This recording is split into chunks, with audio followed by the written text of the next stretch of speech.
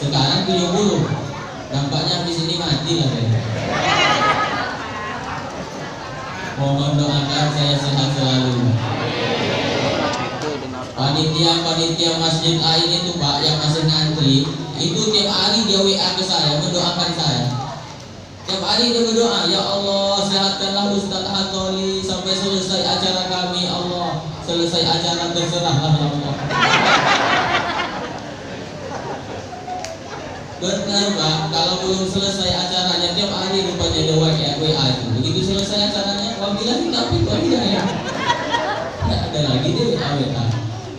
Nah, ini memang kalau sudah hari besar Islam ini, ustadz semuanya sibuk mengisi tabligh akbar, termasuklah saya. Besok saya pagi-pagi ke Ketapang, besoknya lagi ke Jakarta, besoknya lagi ke Batam, terus ke Korea sampai ke Hong Kong. Itu pun kalau ada yang undang.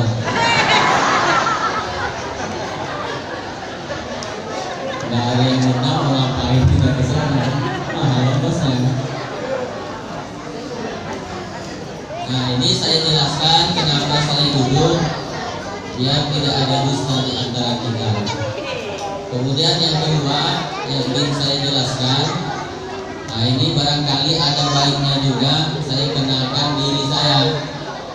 Saya takutnya ibu-ibu pulang dari sini penasaran. Ada yang nanya, Bu, siapa tadi yang ceramah di masjid kita baru jamaah? Nggak tahu saya, pokoknya katanya orang Sambas. Terus ganteng orangnya.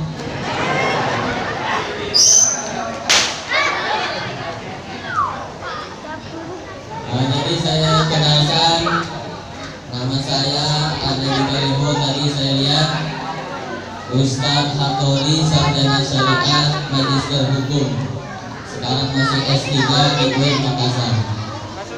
Saya lahir di Kecamatan Galing, Kabupaten Sambas pada hari Ahad tanggal 5 Januari 1992. Insya Allah saya meninggal 2055. Itu rencana boleh-boleh saja. Pemerintah kita kan juga punya program KB, keluarga berencana, 2 anak cukup. Tapi saya lebih setuju 2 istri cukup.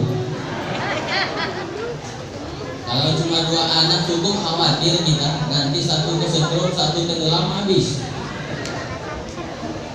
Saya 7 bersaudara saya, Pak Kadis. Saya 7 bersaudara. Dari 7 bersaudara itu saya lah yang paling ganteng, kata ibu saya. Lalu istri saya, nah ini saya sudah beristri Bu, Ibu, saya sudah beristri. Mudah-mudahan tidak ada yang kecewa.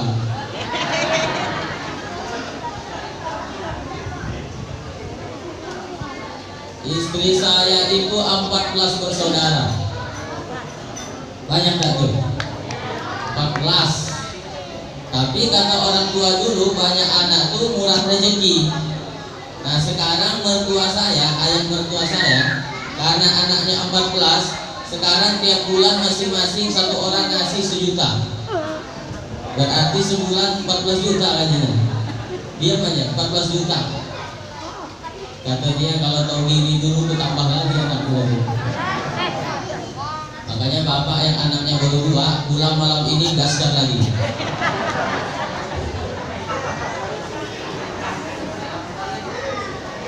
Nah, rencana saya meninggal 2055. Kenapa Ustadz Hatoli berencana meninggal 2055? Sekarang umur saya kan 29.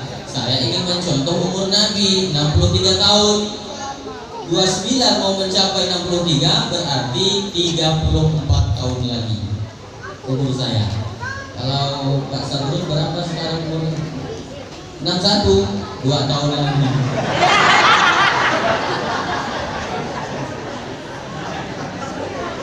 Itu kalau nonton Nabi.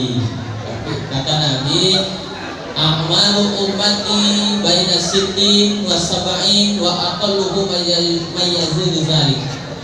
Umatku itu umurnya berkisar antara 60 sampai 70 dan sedikit sekali yang lewat daripada 70 itu. banyak orang belum 60 sudah meninggal. Contohnya adalah Nike Ardila. Ibu kenal penyanyi Nike Ardila? Di mana kenalannya?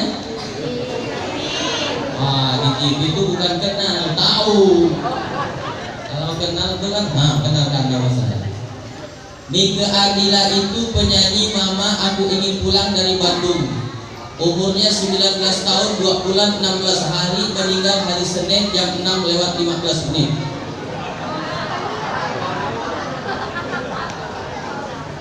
Jarang ada penceramah ustadz yang jelas begini. Sampai menit detiknya hafal ya. Ada lagi penyanyi teman masih sezaman dengan Nike Ardila, namanya Poppy Mercury. Penyanyi Hati Siapa Tak Lupa dan Surat Undangan. Umurnya 22 tahun 6 bulan 10 hari, meninggal hari Kamis jam 10:15 dan dimakamkan esoknya di pemakaman Sidnya Raja Jalan Husin Sastra Negara nomor 12 Bandung, Provinsi Jawa Barat. Jelas? Jarang ada ceramah jelas begini. Pandai ini Pak Junaidi nyari penceramah. Nggak nyampe itu 60. Nah, yang lebih real lagi begini, Bu, Ibu kuat gak dengarkan ceramah saya nih? Saya maaf Pak Sabunun, Pak Ketua, saya ceramah di mana-mana tuh harus buat MOU dulu. MOU itu apa? Memorandum of Understanding between me and you. Kita sepakati dulu nih ceramahnya mau berapa lama. Nah, Ibu kuatnya berapa lama? 2 jam. Bapak kuat melawan Ibu 2 jam? Ceramah kotor benar otaknya. Kita lagi cerita ceramah ini. Tapi saya ceramah di mana-mana tuh 1 jam, sesuai dengan air minum yang disediakan oleh panitia 600 ml. Nah, tapi karena 2 botol ini nampaknya 2 jam. Dan bocor rahasia saya nampaknya. Tapi kita patok dulu 1 jam. Saya akan lihat kalau dalam tempo, walaupun nanti tidak nyampe 1 jam, kalau saya lihat udah ada 2 orang muak, langsung saya tutup. Kenapa? Orang sudah ngantuk, tidak ada, percuma lagi lama-lama kita ceramah. Percuma kita di atas berapi-api, jadi bawah berair-air.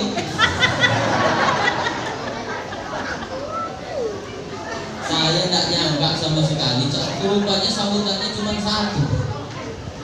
Saya ini Bapak Ibu 10 tahun tinggal di Jakarta, ceramah di sana. Tapi nanti ceramahnya turun jam 11 malam. Kenapa? Sambutannya sampai 12. Sambutan RT, sambutan RW, sambutan Pak Camat, sambutan tokoh masjid, sambutan remaja masjid, sambutan tokoh agama, tokoh masyarakat. Semuanya mau sambutan. Saya pun bingung. Udah jam 11 kata pembawa acara, marilah kita dengarkan ceramah yang akan disampaikan oleh Ustadz Hattori. Jam 11. Saya lihat orang udah termuak-muak semua.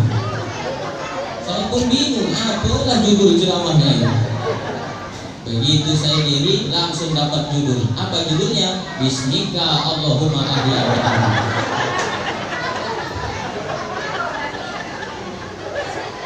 Tapi rupanya di Masjid Bangun Jannah tidak terjadi. Sambutannya cuma 1 orang, langsung Ustadz Hattori yang ceramah. Kita sepakati 1 jam. Tadi mulai jam 8.25, insya Allah selesai jam 9.25. Setuju? Nah, karena semua sudah setuju, mari kita tutup saja ceramah ini. Kita setuju semua. Nah, Ibu Bapak hadirin yang saya hormati, ini yang hadir tidak sama seperti saya yang ceramah tadi malam. Nampaknya ini lebih ramai dari yang tadi malam. Bapak Ibu saya tanya, terutama ibu-ibu, ibu mau apa datang ke sini? Mau? Dengan ceramah. Kalau kalau mau cuma dengar ceramah cukup buka HP YouTube, berserak-serak ceramah di situ.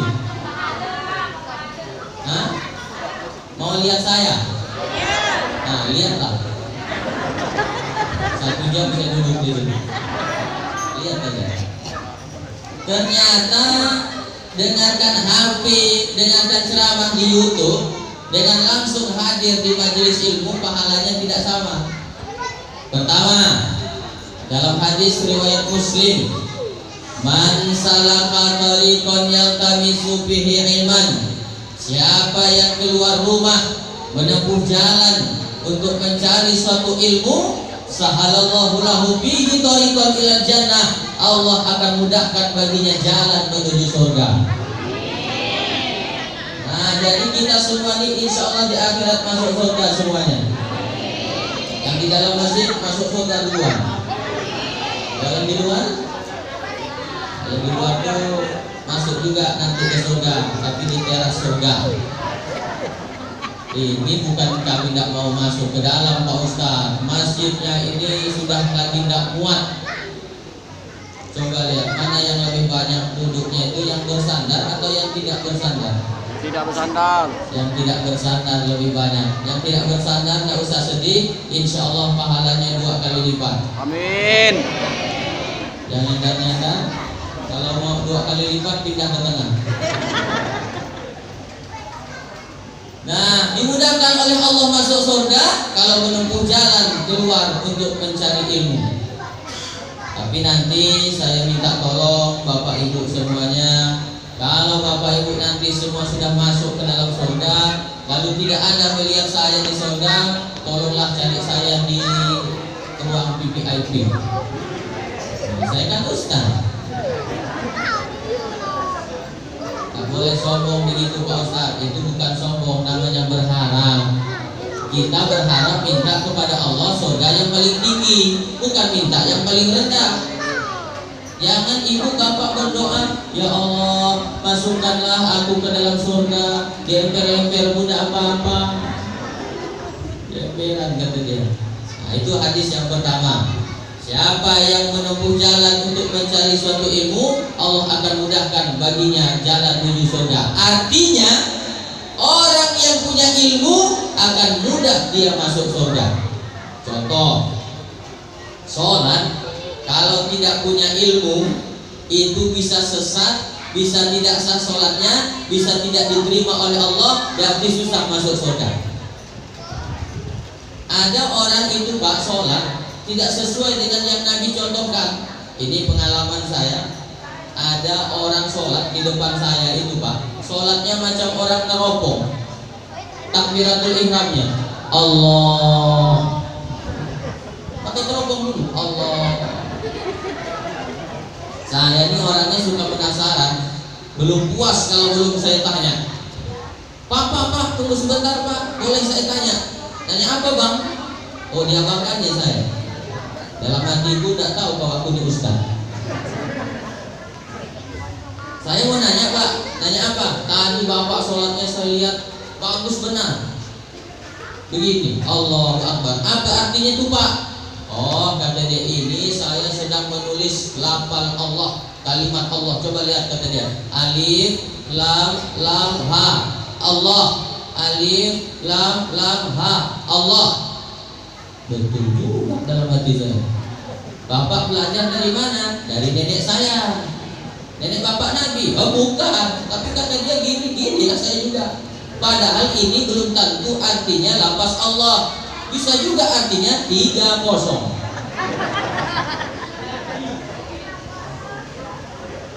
Nah, itu dia ibadah tidak pakai ilmu. Tidak pakai ilmu dia. Ada juga orang itu yang sholat saya lihat nunjuk dulu Allah, macam nakut-nakuti Allah. Saya tanya lagi, Pak, kok begitu sholatnya? Saya sedang menyatakan Allah satu, katanya. Oh, belum tentu itu artinya Allah satu. Bisa aja bini satu. Saya kalau bini itu biasanya mau foto. Nah, ini foto baru. Apa artinya Pak Ustaz? Tergantung siapa yang nanya. Kalau istri saya yang nanya, Bang, apa artinya itu Bang? Kaulah yang pertama dan terakhir. bini saya nanya. Kalau bini orang yang nanya, bini baru satu. Kalau Pak Haji yang nanya, Allah satu. Nah, gitu dia. Nah, ini ibadah yang ngarang. Contoh lagi, ada orang supir truk. Tahu supir truk kan Pak ya? Nah, itu yang ngangkut batu, batako, pasir. Begitu dia mau kencing, itu cuma di stopnya mobilnya, stop. Langsung turun, dia kencing di atas ban mobil. Cek. Ada sisa sedikit disentilnya aja. Nggak berbasuh. Begitu azan berkumandang, Allahu Akbar, Allahu Akbar, dia langsung wudhu, sholat. Tidak sah karena tidak bersuci. Berarti tidak diterima sholatnya. Berarti susah masuk surga kalau tidak punya ilmunya. Contoh lagi, mungkin suatu saat nanti bapak pergi ke hutan atau kemarau, mau basuh kencing, tidak ada air, batu tidak ada, tisu tidak ada, sesat di hutan. Gimana mau basuh kencing? Pakai apa coba? Pakai daun. Gimana cara makainya? Nah, ini saya sampaikan ke bapak-bapaknya dulu. Ibu-ibu nunduk aja. Nah, misalnya ini senapan angin bapak atau pistol air bapak ya. Ibu gak usah lihat dulu, nunduk aja. Ambillah 3 helai daun. 3 helai daun, ambil daun pertama, diletakkan di ujung senapan anginnya itu. Nah, diusap ke bawah. Ambil daun satu lagi, diletak di atas di ujung pistol airnya, usap ke atas. Ambil daun yang ketiga, letakkan, usap ke bawah. Begitu, bukan diambil daun lalu digosok-gosok.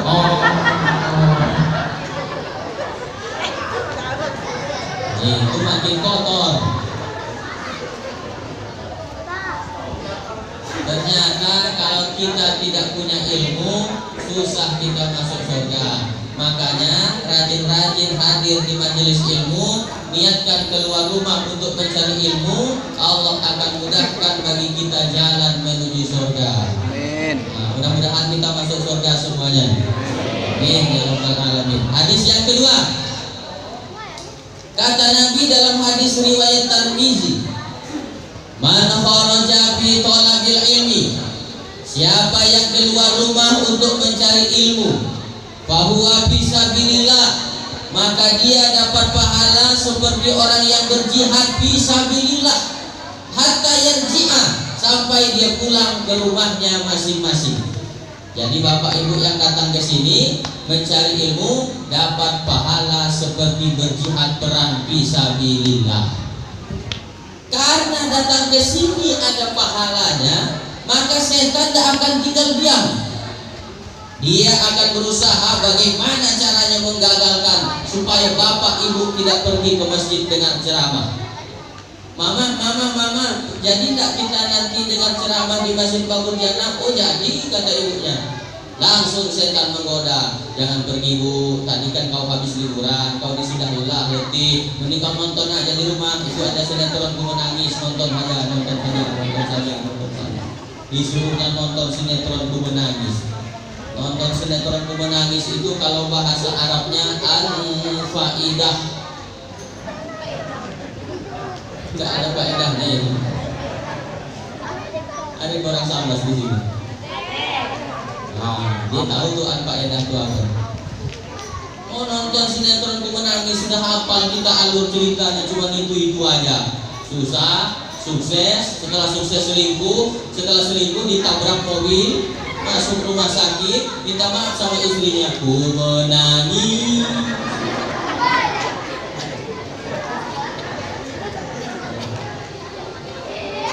Kata ibu, aku pokoknya mau pergi ke masjid, aku tidak mau nonton. Jarang-jarang dengarkan ceramah Ustaz Hatoli secara langsung. Belum tentu tahun depan dari sini lagi. Saya mau memastikan kalau di Facebook, di YouTube kelihatannya ganteng benar dia nih katanya. Aku mau lihat yang aslinya. Begitu ibu lihat yang aslinya, ya Allah, ternyata benar. Perasaan saya aja bu. Kalau ibu membeli manggis, belilah manggis di kota Batam. Kalau ibu menganggap saya ini manis, berarti ibu salah pakai kacamata. Saya tidak manis. Masam-masam sedikit adalah. Nah, oleh karena itu kata ibu, aku mau pergi dengarkan ceramah. Apakah berhenti setan menggodanya? Tidak. Setan tidak akan pernah tinggal diam. Kata setan, kalau mau pergi, pergilah. Tapi nanti nyampe di masjid kau ngobrol aja. Jadi yang ngobrol-ngobrol selama saya ceramah itu digoda setan itu, Pak. Ibu sudah lama kita gak ketemu ya Bu ya, kata dia. Aku punya cerita bagus, aku mau menceritakan sama ibu. Apa ceritanya? Ibu tahu enggak Bu, ketua masjid kita itu sejak rajin keluar kota, istrinya sekarang keluar rumah enggak pakai celana. Umpamanya Pak, jangan disinggung Pak ya. Ini cuma saya harap siapapun yang dengar ceramah saya itu jangan tersinggung. Karena pengalaman di beberapa tempat ada orang tersinggung dengan ceramah saya, 2 hari habis itu mati. Bukan ceramah saya hebat, memang ajalnya udah sampai. Kata ibu, aku tidak mau ngobrol, aku mau diam. Ketika ibu bapak mau diam, setan itu cari lagi dia. Nah, kalau kau mau diam, diamlah kata dia. Tapi kau main HP aja. Coba. Selama Ustaz ceramah, hampir selesai Ustaz ceramah, dia tidak dengar ceramah, main HP ya. Oh, kami mau merekam Pak Ustaz. Tidak apa-apa, merekam boleh. Ini yang masih menggeser-geser. Download nggak selesai. Download nggak selesai. Kenapa? Tidak ada pakai datanya. Ibu kalau ada di belakang selama saya ceramah main HP, saya doakan suaminya kawin lagi.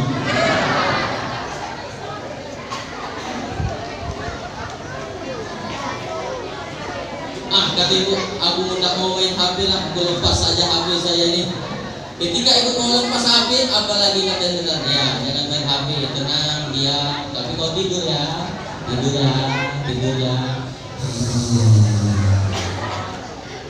Saya pernah ceramah di sebuah masjid Bapak Ibu, jamaahnya terbagi 2. Yang sebelah kanan nih, kakek-kakek semuanya, umur 70 tahun ke atas.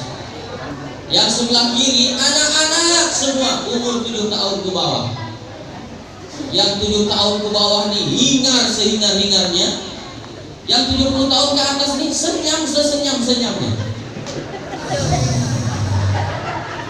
Bentar-bentar nitik oli samping. Tapi nampaknya malam ini tidak begitu. Ramai hadir lengkap. Saya lihat orang tuanya ada, anak-anaknya ada, anak mudanya ada, ibu-ibunya ada, nenek-neneknya ada. Nah, satu nih yang tak ada nih, nak darah. Ada dari sini nampaknya nenek semua. Inilah, masya Allah luar biasa. Jadi datang ke sini niatkan mencari ilmu, dapat pahala fisabilillah. Selamat mudah-mudahan kita semua dari godaan setan. Amin. Amin ya rabbal alamin. Yang ketiga, perbedaan dengarkan ceramah di YouTube, di Facebook dengan langsung hadir ke majelis ilmu, inilah dia. Pertama di doa dapat doa, yang ketiga ini dapat doa. Doa dari siapa Pak Ustaz? Pertama doa dari kawan. Tidak ada Pak Ustaz, tadi kami masuk tidak ada kawan mendoakan kami. Saya aja tadi baru datang udah langsung didoakan. Mana doanya? Assalamualaikum. Itu kan doa. Semoga keselamatan untukmu Pak Ustaz. Makanya saya kalau begitu datang diucapkan oleh panitia, selamat datang Pak Ustaz, saya diam. Selamat datang Pak Ustaz, diam saya. Tidak saya jawab. Kenapa? Selamat datang. Datangnya selamat, baliknya nggak ada panitia mengucapkan selamat balik Pak Ustaz. Saya ceramah di SMA, disambut oleh anak-anak SMA. Good morning Pak Ustaz. Apa good morning? Good, bagus. Morning pagi. Good morning paginya bagus. Sorenya? Maka yang paling top adalah pakai yang diajarkan oleh Nabi. Wasallimu taslim. muslimah, ucapkanlah salam. Tapi salam itu terbagi 3. Ada salam yang wajib dijawab, salam yang tidak boleh dijawab, yang ketiga salam yang kita tidak mau mendengarkan jawabannya. Salam yang wajib dijawab, macam salam saya tadi yang pertama, Assalamualaikum warahmatullahi wabarakatuh. Waalaikumsalam warahmatullahi wabarakatuh. Nah, itu salam yang wajib dijawab. Yang kedua, salam yang tidak boleh dijawab. Salam apa itu Pak Ustadz? Salam orang habis sholat, tidak boleh dijawab itu. Assalamualaikum warahmatullahi. Assalamualaikum warahmatullahi. Waalaikumsalam.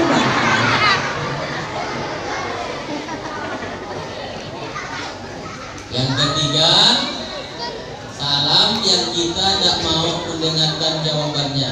Salam apa itu Pak Ustaz? Salam kepada penghuni kubur. Nanti lewat dekat makam, ucapkan salam.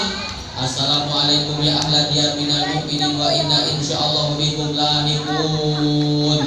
Maka kita pun tidak mau mendengarkan jawabannya. Kalau kebenaran jawabannya keluar azab, ucaplah bakal gigit. Ini sunnah Nabi. Ini Masjid Nabawi, ini rumah Nabi, ini makam Baqi. Nanti Bapak Ibu ya insya Allah mudah-mudahan segera dibuka, berangkat ke Mekah haji dan umroh, kita bisa pergi haji dan umroh semuanya. Nanti lihat Masjid Nabawi, rumah Nabi, makam Baqi. Nah ini makam Baqi di samping rumah Nabi. Dulu tiap hari istri Nabi Siti Aisyah itu lewat di depan makam Baqi, ditegur oleh Nabi, ya Humairah, wahai yang pipinya putih kemerah-merahan. Ini panggilan Nabi kepada istrinya Siti Aisyah, panggilan kesayangan. Kenapa Nabi manggil Siti Aisyah itu ya Humairah, yang pipinya putih kemerah-merahan? Karena Siti Aisyah itu pipinya putih, kalau kena sinar matahari agak kemerah-merahan. Jadilah panggilan kesayangan Nabi, ya Humairah, wahai yang pipinya putih kemerah-merahan. Datanglah bapak nanya, Ustaz, boleh nggak saya panggil istri saya ya Humairah? Boleh Pak, tapi dia hitam Pak Ustaz. Ya apa-apa, menyenangkan hati istri itu kan berpahala. Jangan mentang-mentang istri kulitnya hitam manggilnya ya Hajar Aswad.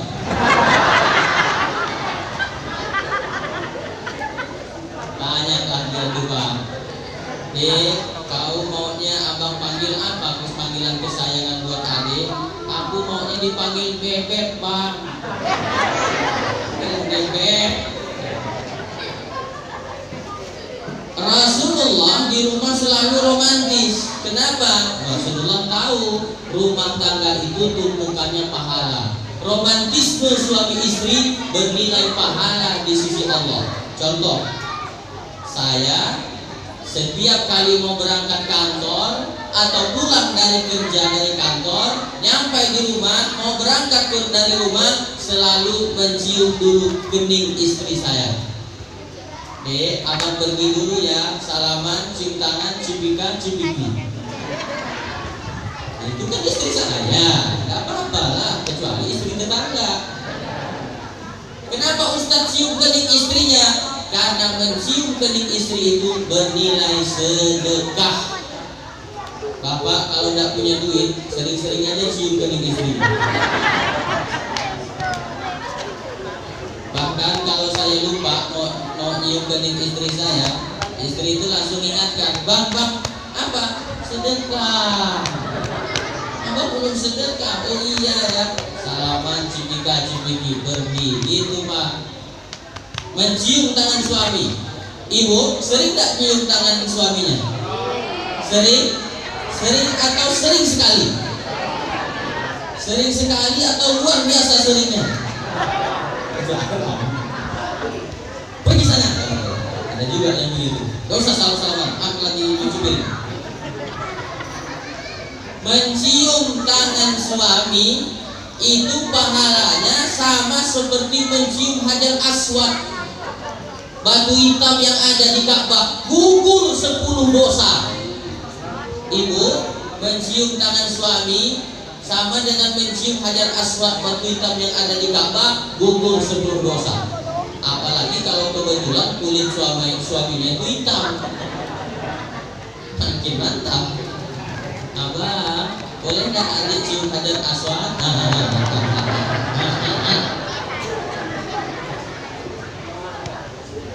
Gitu. Apalagi? Nah ini seorang istri, ini mumpung ibu-ibunya lagi ramai ini Pak. Jadi inilah saatnya saya menceramahinya.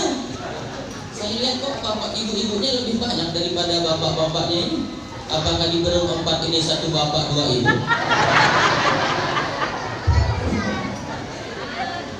Jangan, mudah-mudahan tidak. Itu kan mungkin ada anaknya, ada neneknya dan seterusnya.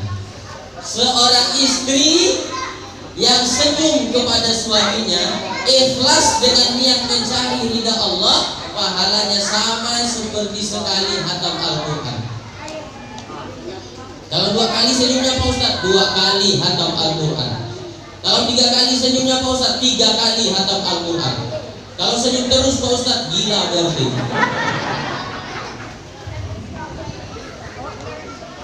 Nah ini yang wajib ibu amalkan yang terakhir ini. Seorang istri yang ngajak duluan untuk berhubungan badan, pahalanya sama seperti berangkat umroh. Bu, ibu, mau dapat pahala umroh? Ajak duluan. Nanti kan selesai ceramahnya ini jam 9 lewat 25. Nah jam 10 lah nanti ya. Bang, berangkat umroh yuk. Pulang hari Bang. Tapi tentu sama suami yang dengarkan ceramah ini.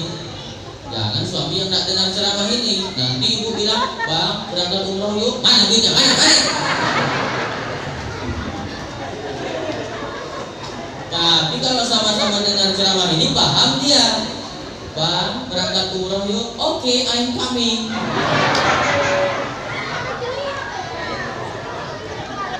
Nanti jam 11 ajak lagi, Bang, umroh yuk. Ayo. Jam 1 Bang, umroh. Aku letih ini. Buat lagi nanti dalam satu malam. Anak-anak dia aja Bang, gak paham dia. Nah begitulah Rasulullah di rumahnya itu romantis luar biasa. Kenapa ibu lama sekali ketawanya? Mau praktek langsung nampaknya Bang. Bagus ya. Ceramah yang bagus bukan yang hadir ramai. Ceramah yang bagus bukan masjidnya yang bagus. Ceramah yang bagus bukan sound systemnya yang bagus. Ceramah yang bagus, begitu dapat ilmu langsung diamalkan. Siap Bu? Nah, ini siapnya tidak yakin saya. Siap. Saya terus terang ceramah ini tergantung dengan 3 hal. Saya akan tetap semangat ceramah kalau ada 3 hal ini. Apa itu Pak Ustaz? Pertama, faktor jamaah. Kalau jamaah masih semangat, saya tetap semangat. Siap ibu-ibu mengamalkannya? Nah, tapi kalau kata dia siap ibu-ibu, siap. Macam orang banyak utang sudah. Nah yang kedua, saya tetap semangat ceramah kalau sound sistemnya bagus. Oh ini salonnya bagus ini. Ini punya masjid atau pinjam Pak Samuel? Nyewa. Menyewa. Yang salonnya kita sewa ini, kita doakan yang punya salon di akhirat masuk surga dengan salon-salonnya sekalian. Yang ketiga, saya akan tetap semangat ceramah kalau selesai ceramah itu ada makan-makannya. Ada nggak Pak makannya Pak? Apa lagi?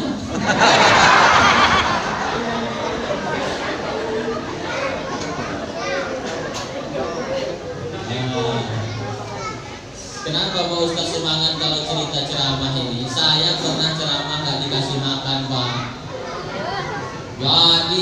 saya sudah makan habis maghrib di rumah Ustaz Junaidi. Sebelum maghrib malah sudah makan. Makanya saya sekarang semangat.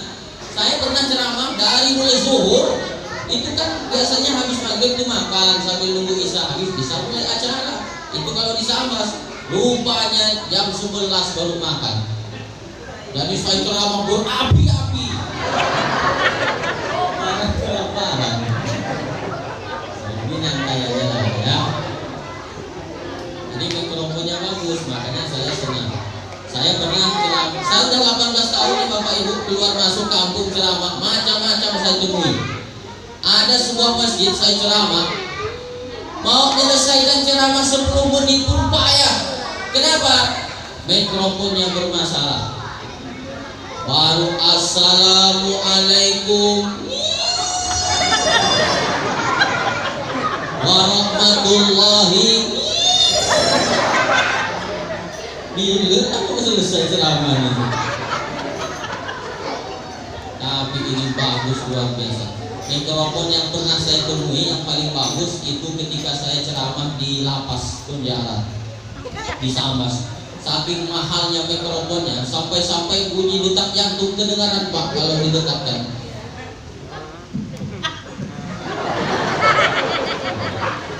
Mahal ini. Luar biasa. Itu kita lanjutkan ceritanya. Siti Aisyah tadi ya, sampai di situ ya. Tapi rasanya saya haus ini. Boleh saya minum sebentar? Jangan kemana-mana, saya akan kembali setelah lewat yang satu ini. Izin saya.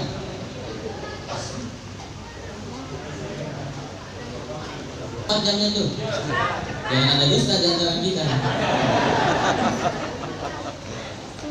Siti Aisyah, dia lewat aja depan makam Baqi, ditegur oleh Nabi, ya Humairah, ya bang, kau kalau lewat depan makam Baqi, kau jangan diam saja. Terus gimana wahai Rasulullah? Ucapkan salam kepada penghuni kubur.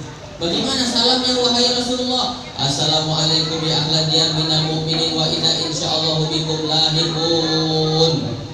Oh, kami baru tahu itu bacaan mulia ketika masuk makam Pak Ustaz. Jadi gimana? Ibu hafal enggak doa masuk makam?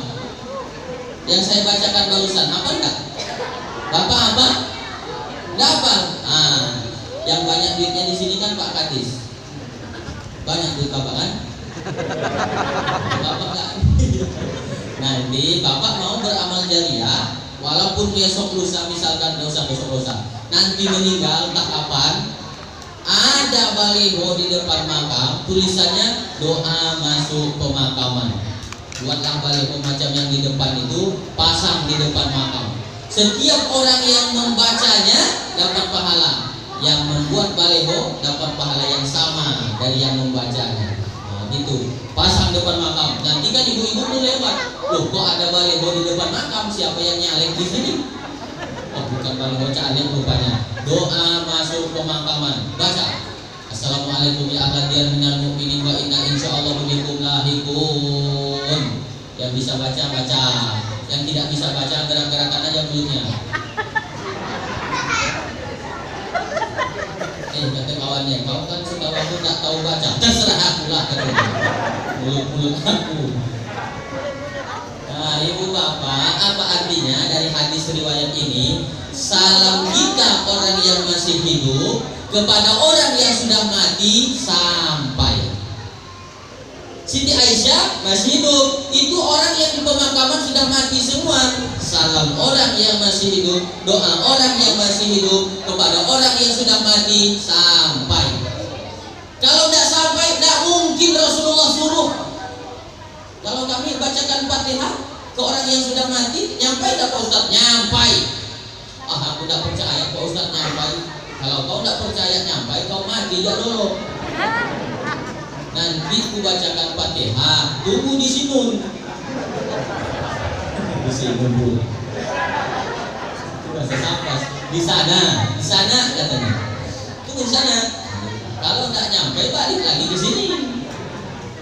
Coba ini sekarang orang udah nggak mau mendoakan sesama, kirim Fatihah, kirim menghadiahkan Al-Quran, katanya nggak nyampai. Nyampai. Buktinya hadis ini menyatakan salam doa orang yang masih hidup kepada orang yang sudah mati sampai. Di sini masih ada orang yang tahlilan. Di rumah Pak ini ada masyarakat tahlilan. Masih. Nah, itu tetap harus dijaga. Insyaallah. Dihadiahkan untuk orang yang sudah meninggal, nyampai pahalanya. Bahkan ada jaminan tuh dari Nabi, ma min abdi qala la ilaha illallah tsumma mata ala dzalik illa dakhalal jannah. Siapa orang yang di akhir hayatnya mengucapkan la ilaha illallah illa dakhalal jannah, kecuali orang itu akan masuk surga. Makanya biasakan mengucapkan la ilaha illallah supaya di akhir hayat kita bisa mengucapkan itu. Yang mimpin tahlil itu semangat dia, la ilaha illallah, la ilaha illallah, la ilaha illallah. Belum disajikan makanan, la ilaha illallah, la ilaha. Oh, belum disajikan juga, la ilaha illallah, la ilaha. Begitu disajikan makanan ternyata cuma Indomie, la ilaha illallah.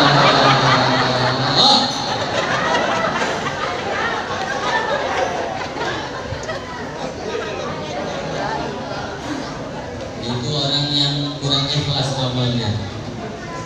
Makanya ada orang di kampung saya itu, dia tidak sholat. Ada orang di kampung saya, Pak, tidak sholat ya. Ini saya cerita di kampung saya, Pak. Di kampung saya. Di kampung saya. Di kampung siapa, Pak?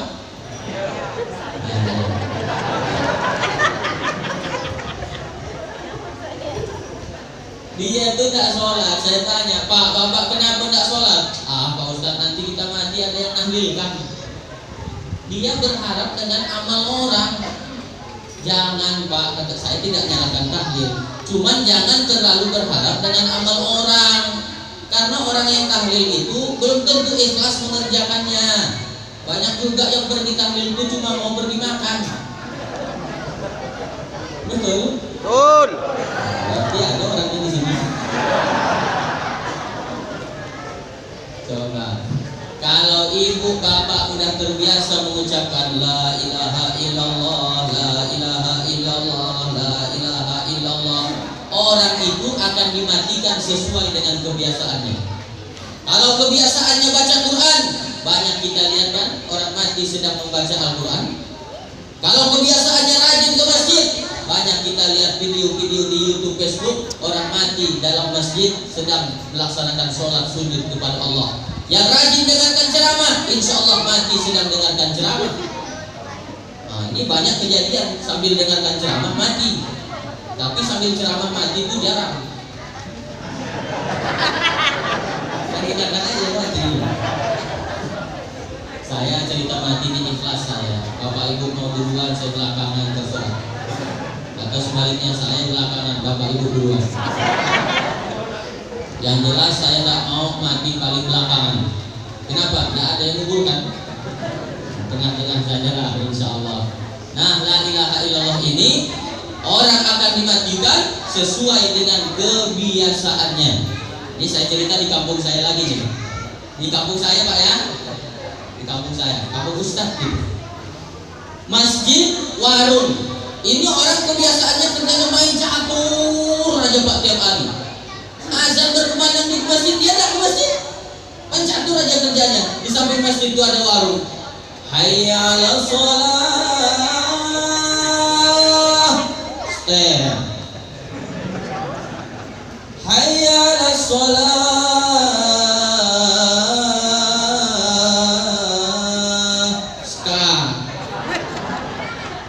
Begitu dia mau mati tidak bisa mengucapkan syahadat. Bolak-balik istrinya suruh mengucap la ilaha illallah. Gak bisa dia mengucap. Apa cepat lama mengucap la ilaha illallah. Datang kawannya yang biasa tempat dia main catur. Kenapa lakimu ini? Itulah karena dia sudah kusuruh mengucap bolak-balik 3 hari 3 malam gak bisa-bisa. Kata kawannya, ini gak usah disuruh mengucap. Terus tunggu sebentar. Diambilnya HP, dicarinya foto, ini kan, mati kontak.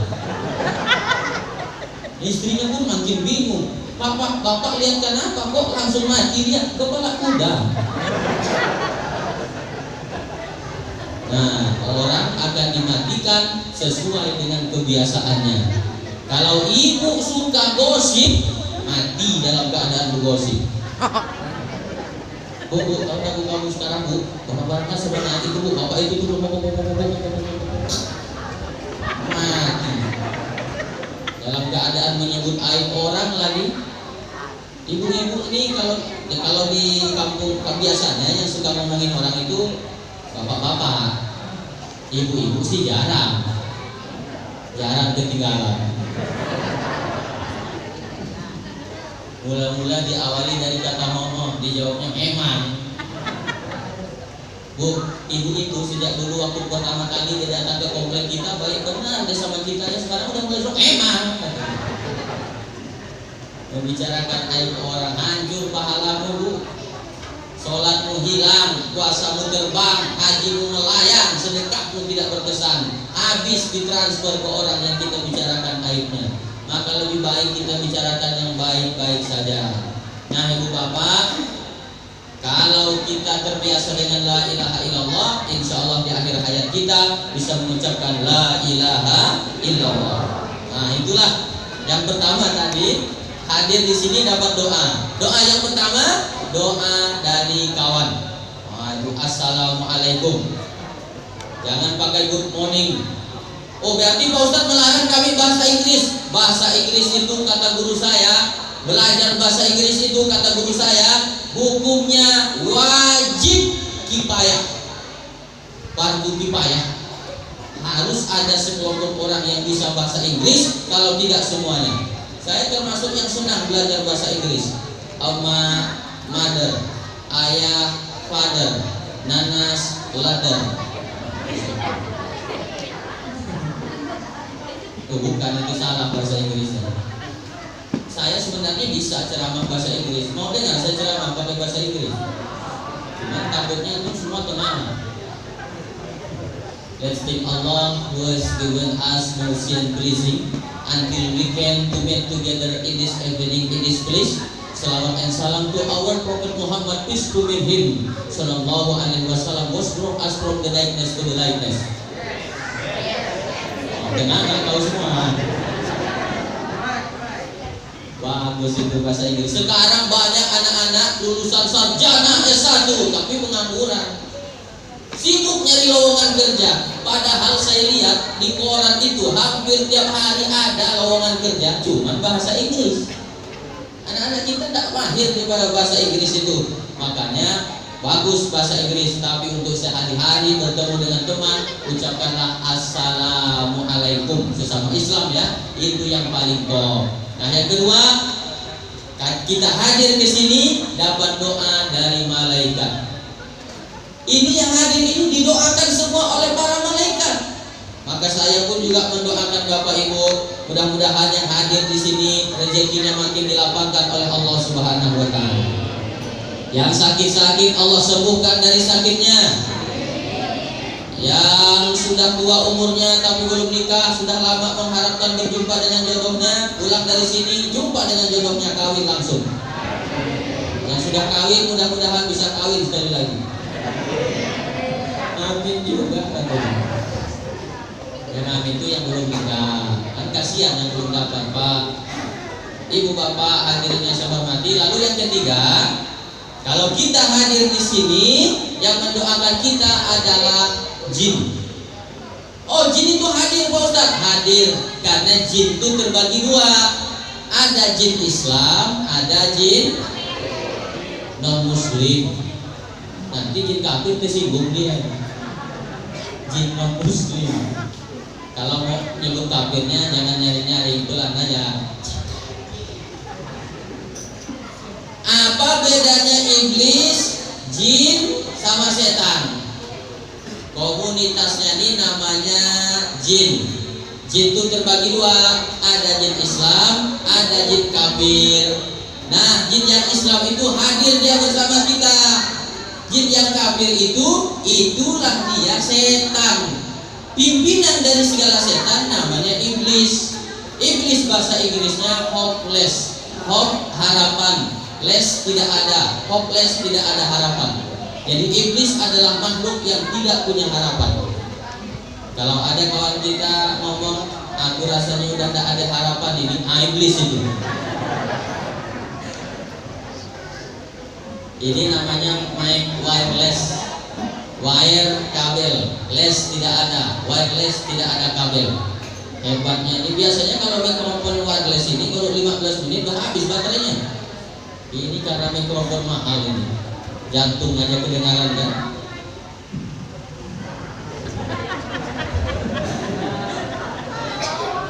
Nah itu suara saya Pak.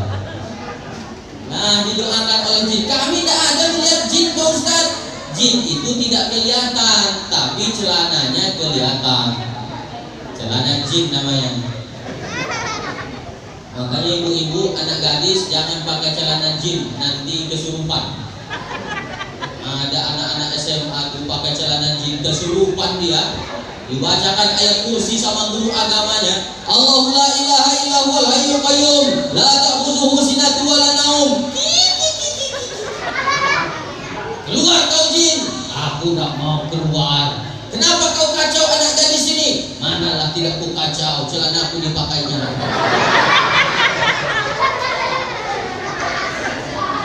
Dia pakai celana aku pakai celana apa? Ada lagi tuh yang lebih parah. Bukan celana jin, tapi celana legging. Legging tuh lengket daging. Di Amerika itu ibu, di Amerika itu celana legging itu dipakai oleh perempuan itu untuk senam yoga di tempat tertutup, perempuan semuanya. Ini celana legging dibawa ke pasar ayam. Banyaknya tukang ayam tuh salah potong. Yang paling top kalau mau pakai celana legging, kasih rok lagi di luarnya, pakai gamis lebih mantap lagi. Nah, kenapa? Sebenarnya ibu-ibu nutup aurat itu bukan semata-mata untuk melindungi diri ibu, tapi lebih kepada melindungi mata bapak-bapak ini. Ini bapak-bapak yang suka selingkuh itu karena sering melihat artis dia, karena sering melihat perempuan yang lebih putih dari yang di rumah. Akhirnya melihat artis di TV, nintik air liurnya. Lihat bini di rumah, nintik air matanya. Karena istri di rumah tidak ada cantik-cantiknya. Kayak Aster aja di rumah tuh kan, koyak keteknya. Rambut pun tidak disisiri macam genderuwo. Akhirnya suaminya keluar rumah ke pasar, oh rupanya lebih banyak lagi yang lebih cantik dari istriku. Gak marah. Nah, makanya ibu cantik-cantik di rumahnya Bu ya. Bu, kalau ibu berhias untuk menyenangkan hati suami, insya Allah itu bernilai ibadah. Cuman sekarang kan banyak ibu-ibu berhias itu untuk menyenangkan suami orang. Udah mau pergi kondangan baru berhias, itu kan menyenangkan hati suami orang namanya. Ibu, bapak mau enggak istrinya cantik tiap hari? Mau? Oh. Kasih modal. Betul Bu?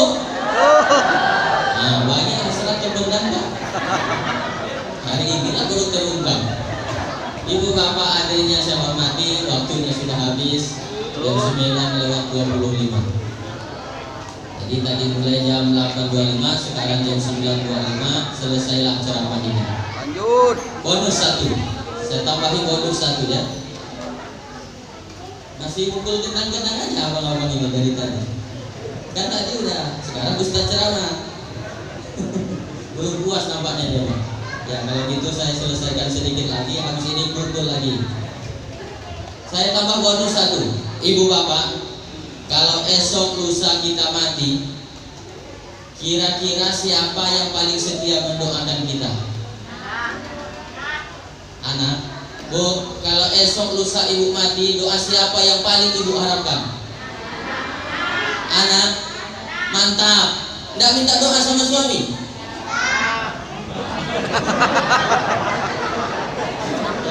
tidak tuh malah anak-anak.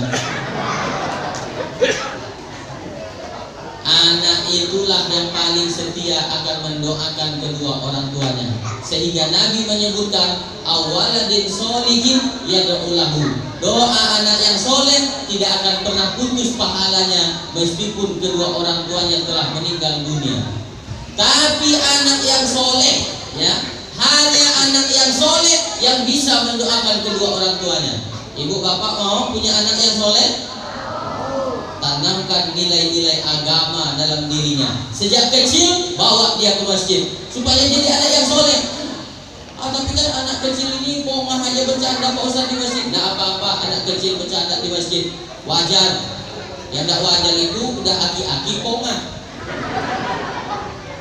udah berubah masih sengalawan, lari-lari dan lompat-lompat. Itu ada tiang dekat antuk kan di situ balanya. Anak kecil, kenapa anak kecil ini bercanda di masjid? Di antara faktornya orang tuanya nggak ke masjid. Perwakilan aja itu. Anak kecil di masjid ramai, bapaknya nggak ada. Saya tanya, bapak mau kemana? Nggak ke masjid? Nah, kami perwakilan aja Pak Ustaz. Makanya nggak usah heran di masjid ini banyak anak-anak kecil, bapaknya nggak ada. Yang pengurus masjid ini jantungan. Nggak bisa dia melihat anak kecil itu lari-lari langsung naik darahnya. Begitu melihat anak lari-lari, kalian jangan lari-lari di masjid. Mati dikengkang. Kebetulan anak-anak ini bawa HP di foto, masukkan di Facebook, ketua masjid mati dikengkang. Apa contoh aja.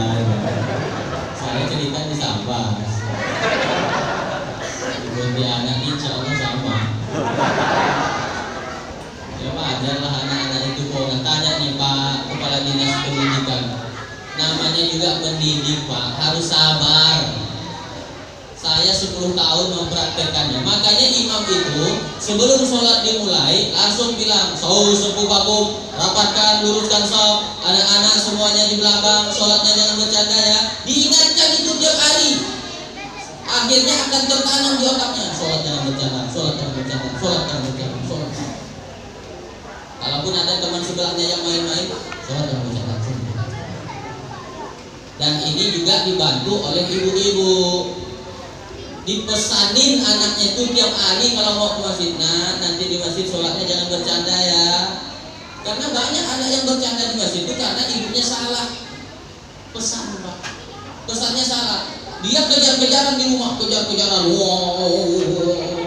Yang ibu di rumah ini bingung, pusing pulang dari kerja. Anak-anak, jangan kejar-kejaran di rumah. Cobalah ke masjid. Cobalah ke masjid kan. Jangan kejar-kejaran di rumah, cobalah ke masjid. Oh gitu Mak, kata dia. Iya ke masjid aja. Ke masjid lah, dia kejar-kejaran. Wow. Salah ngomong. Harus sabar. Nah, sholatnya jangan bercanda ya. Diingatkan gitu Pak tiap hari, namanya juga guru. Kalau tidak punya sifat sabar, jangan jadi guru. Tidak usah jadi guru. Sekarang mah ada tuh berita kita lihat kan, ada guru nempelin muridnya ke lompat. Kenapa? Ini orang dulu cita-citanya mau jadi tukang. Cuman dipaksa sama orang tuanya sekolah jurusan pendidikan. Akhirnya anak orang kelapa, padahal dia tukang. Nah harus sabar, namanya juga guru. Inilah anak-anak kita. Kita doakan, saya pun mendoakan. Mudah-mudahan anak kita semuanya anak yang soleh dan solehah. Amin ya rabbal alamin. Makanya bawa Pak dia ke masjid. Jangan cuma anaknya yang disuruh ke masjid. Ini masih banyak nih bapak-bapak yang anaknya disuruh ke masjid. Bu, ibu. Ada tak suaminya yang masih sholat di rumah? Ada? Usir dia. Usir ke masjid. Kalau ibu yang nyuruhnya insya Allah mempan. Bang ke masjid bang. Abang kalau nak ke masjid nanti kena penyakit stroke. Aku tak mau nyuapi uang makan. Iya kata dia. Kalau anaknya yang nyuruh, wah mana mau dia. Allahu Akbar, Allahu Akbar. Dia ngerokok aja di teras pakai kolor aja. Anak ke masjid nak, ke masjid. Bapak nak ke masjid? Bapak sudah dewasa. masih itu udah bekas bapak katanya. Sekarang giliran kalian. Tidak bisa begitu. Laki-laki, bapak-bapak harus jadi contoh bagi keluarganya. Dan saya saran, ini cuma saran sih, boleh dipakai, boleh tidak. Untuk peringatan Maulid yang akan datang, tidak sekedar ceramah-ceramah begini, tapi diadakan lomba azan, lomba sholat berjamaah, lomba hafalan surah pendek, lomba menghafal keluarga Nabi. Duitnya dari mana Pak Ustaz? Oh, di sini banyak orang kaya. Ada Pak Sabun Jamil, ada Pak Kadis, ada Ustadz Junaidi yang banyak uangnya. Itu di sini Pak Sabun ini kan sudah 60 berapa tadi? 61 umurnya ya. Alhamdulillah masih semangat. Nanti di masa yang akan datang, yang menjadi imam di masjid ini tidak lagi orang-orang tua, tapi yang lebih muda, yang lebih fasih, yang banyak hafalan Qur'annya. Nah, tapi kan dia belum nikah Pak Ustadz. Tidak ada fikih mengatakan imam harus menikah. Itu coba buka kitab Al-Fiqhul Al-Islami wa Adilatuhu, ditulis oleh Syekh Wahbah Al-Zuhaili. Nikah itu syarat ke-14. Yang pertama pemimpin. Yang kedua imam tetap kawin nomor 14. Maka anak muda kalau banyak hafal Qur'annya, fasih bacaannya, dia yang paling layak jadi imam. Tapi kan dia belum nikah Pak Ustaz. Pak Haji, dia memang belum nikah, tapi di kepalanya 30 juz. Kau sudah 3 kali nikah, Qul huwallahu pun dah hafal. Untuk yang azan nanti gitu juga. Udah, tidak usah lagi yang aki-aki azan. Ini masih ada di kampung-kampung yang azan tuh aki-aki. Gigi tinggal aduk, dah hatu goyang. Coba kalau ibu punya anak nih, bagus suaranya. Pak Ketua Masjid, mohon izin. Iya Bu, yang azan anak saya aja. Oh bisa diazan. Ini piagam penghargaan juara 1 azan tingkat kecamatan. Azanlah katanya. Azanlah si anak nih. Allahu Akbar, Allahu Akbar. Oh, bernyanyi. Pernah tak Bapak Ibu dengar anjing bunyi pas azan? Tahu ibu anjing? Tahu bu anjing? Ada hubungan keluarga tak? Kalau azan berkumandang, ada anjing itu biasanya bunyi Pak. Nyaut panggilan azan ke dia itu Pak Ustaz? Nah, dia nangis dengan suara azan? Nah, kenapa anjing itu bunyi? Dijelaskan dalam hadis riwayat Bukhari nomor hadis 608. Idza nudiya lis-shalah, apabila dikumandangkan azan untuk salat, wa adbarus syaitanu wa lahu duratun, maka setan akan lari sampai terkentut-kentut. Begitu bunyi hadisnya. Duratun. Duratun itu artinya kentutnya bunyi. Kalau kentutnya senyap, pusaun. Nah, lain bahasa Arabnya. Kentut bunyi, duratun. Kentut senyap, pusaun. Walaupun kentut senyap itu baunya lebih luar biasa. Setan lari sampai terkentut-kentut, itu anjing bisa melihat setan Pak. Satu-satunya makhluk yang bisa melihat setan itu anjing. Oh, anjing bisa melihat setan Pak Ustaz? Bisa. Aku rasa pengen melihat setan nih Pak Ustaz. Apa pakai aja mata anjing. Allahu Akbar, Allahu Akbar. Oh, kata anjing. Karena dia melihat setan lari sejauh-jauhnya sampai tidak lagi kedengaran suara azan. Tapi kalau yang azannya nyaring, ini kalau yang azan aki-aki, gigi tinggal sebiji, udah sebiji goyang azan.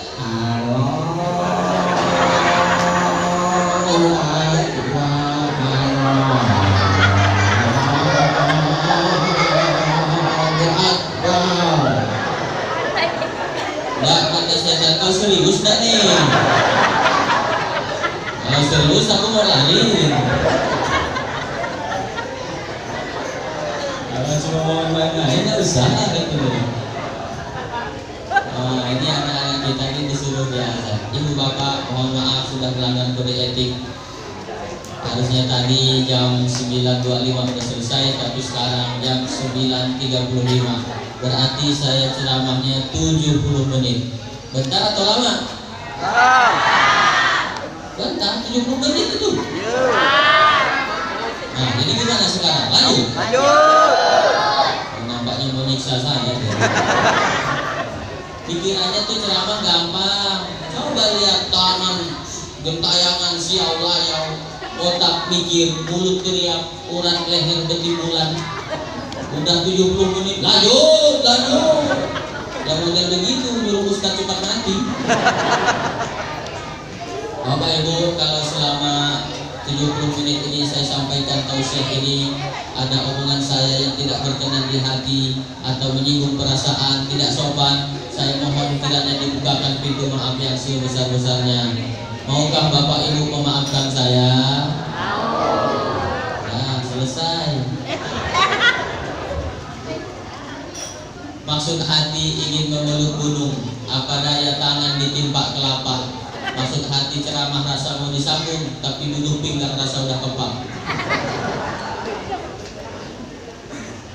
Kalau ada sumur di ladang, bolehlah kita menumpang mandi. Kalau ada sumur di ladang, tolong jangan mandi di situ. Mandi di rumah aja. Malu sudah tua masih mandi di ladang. Ikan sepat, ikan gabus, ikan lele, ikan aduana, itulah nama-nama ikan.